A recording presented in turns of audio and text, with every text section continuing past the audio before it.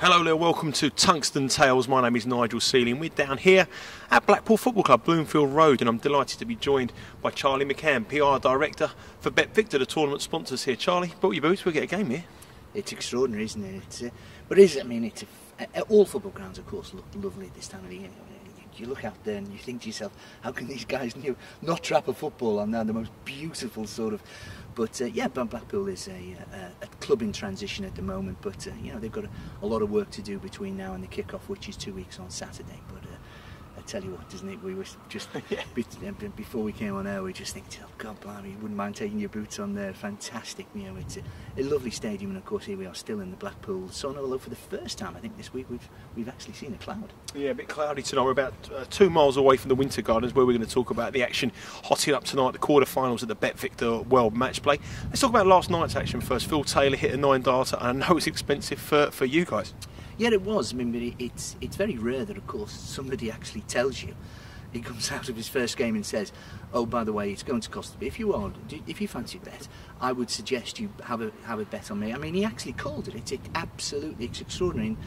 That's his 20th tournament, 9-darter, and of course he won £100,000 for one in 2002, 12 years ago, at the World Matchplay in Blackpool. So he's just when you think that you've seen it all with Phil, he goes and does something like that.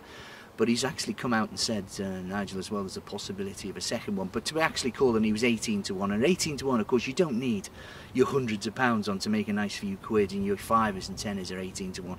Not only is the greatest dartsman ever, and I think it's fair to say that he's the punter's pal, but for goodness, when we get round to talking about the outright markets, I think the whole world has gone absolutely bonkers. How this man's not favoured for Sunday night is absolutely beyond me. But take my word for it, Nigel, I've double take, triple take. He is still the second favourite for what would be a 15th title, and of course a 7th on the spin. Well, yeah, that's surprising you said that there. The quarterfinals obviously start tonight. He's up against Wes Newton, which looks on paper one of the easiest ones. So what are the outright prices as we speak for the BetVictor World Matchplay? Michael Van Gerwen is the favourite, 13 to 1. Yeah, he is the world champion, but since then, and of course he's played in 2 rounds, he just hasn't hit the same. Yes, Michael hasn't been challenged and he's got gears to go through. He's 13 to 8 out of 15 to 8. Phil was 3 to 1, 7 to 2 before the tournament started, 7 to 2, 3 to 1, and now 2 to 1. Now, that is a big sort of clip, but there's he still shouldn't be 2 to 1. He should be the favourite. Whether he wins or not is because there's talented opposition. But 2 to 1 is still almost breeding on an insult. We just seen a 9-darter. We saw him. He's averaged over 100 in his 2. And what you've got to remember, he had a sort of slight dip after his 9-darter as well. And I think with Phil again, I think there's a lot more to come. Adrian Lewis 6 to 1, and Adrian did enough to get through. He was impressive in the first round. And when you prepare all day for your match, and of course, he didn't go on till well after 11 o'clock at night. I'm not surprised that, and it was almost after the Lord Mayor's show as well, after Taylor's 9-darter. He's the 6 to 1. Gary Anderson, who very impressive. Gary Anderson 8 to 1. James Wade, who in action tonight 8 to 1. Samuel Whitlock 14s, Chisnell 18s, and Wes Newton 50 to 1. And really, with the best one in the world to Wes, he's done well to win 2 games. If you put another note on that, I wouldn't have a penny on it. 50 to 1. Wow.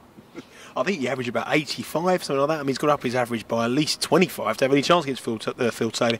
The interesting thing about you said there, if Taylor does meet Van Gerwen in the final, with this record at Blackpool, I think Taylor starts favourite. Well, he does for me as well. It's still 11 to 8 for a Taylor Van Gerwen final. Yeah, Michael is the world champion, and Phil got beat on that occasion. But in the second round by Michael Smith, he's already got redemption for that. This is this tournament. This is where he's the king. He is the king of Blackpool. And Michael got beaten in the semi-final. It was an epic encounter with Adrian, but he's not got over the line. He's not got over the line in one of the absolute massives, the world's or the World Matchplay. And until he does that, he should not be the favourite to beat Phil. Michael Van Gerwen is an extraordinary, possibly unique talent. It's possible he's got more natural ability than even Phil Taylor. But we don't know yet whether he's got that. We know he's a magnificent talent, and he's a right world champion. But Taylor's got that talent, and he's got that incredible grit and will and determination. 50-odd years of age with millions of pounds in the bank, and this young upstart beat him twice, and Phil didn't say, just dedicated himself to win. Told us he was going to do a 9-darter. It is absolutely extraordinary. It's like saying, a golfer saying, I'm going to hold my second shot at a par 5. It is, he is an extraordinary talent, and I think he's almost a sort of a national treasure now. And his at 50 plus, he's probably not going to. He can be around for so many more years. But I think as darts aficionados and sports lovers, I think we should treasure him. And we're watching a unique talent, and it's possible.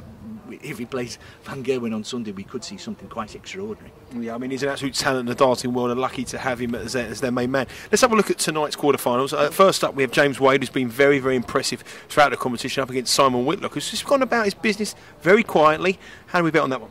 It's 4-6 Wade, 11-10 Whitlock. These are, of course, in the same sort of stable. If you're talking in horse racing parlours, they're in the same management group.